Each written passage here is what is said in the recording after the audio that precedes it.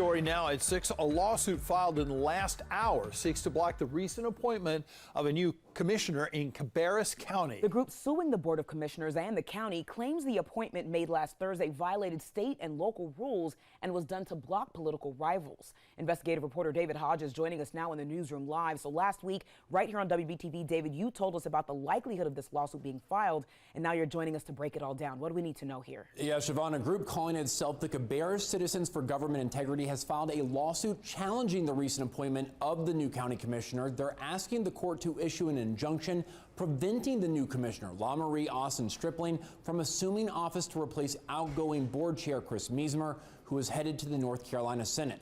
The complaint alleges Meismer should not have participated in this Thursday vote you're watching here on your screen, since he has been appointed to the state Senate and it's his seat that's being filled. North Carolina law, you see there, states if a county commission vacancy occurs, the remaining members of the board shall appoint a qualified person to fill the vacancy. Meismer was one of the 3 commissioners present for Thursday's vote, but abstained and voted present, and under the county's rules, an abstention counts as a yes vote. In seeking an injunction preventing the new commissioner from assuming that role, the complaint claims the following. They say, quote, "It constitutes an unjustifiable risk that the county and its citizens and taxpayers should not have to bear. Ms. Austin Stripling's unlawful presence and participation on the board will jeopardize county financing and bonds and other issues in front of the county."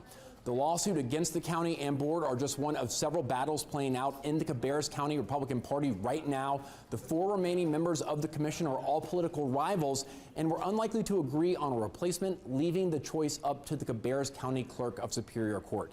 We'll be following this closely to update all of you as soon as a judge makes a ruling on that injunction request. Siobhan, back to you. All right, David, thank you. Now it's 6 o'clock.